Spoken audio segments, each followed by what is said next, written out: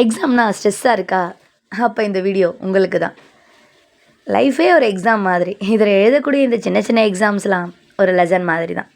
சரி வாங்க வீடியோக்குள்ளே போகலாம். நல்லா படிக்கிறத விட படித்ததை திரும்ப திரும்பி நீ படிக்கும்போது தான் அது உன்னோட மைண்டில் ஸ்ட்ராங் ஆகுது.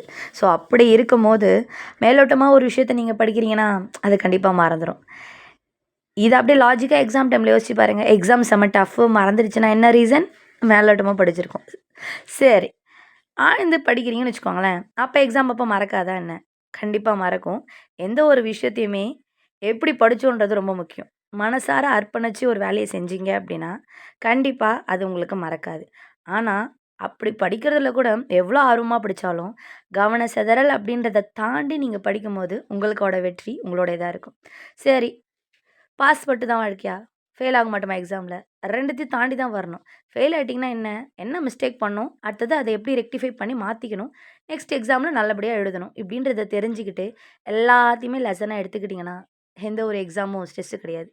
கிளியரா படிங்க. எல்லாத்துக்கான ஆன்சர் உங்க கிட்ட தான் இருக்கு. டெடிகேட் பண்ணுங்க. Hard work never fails.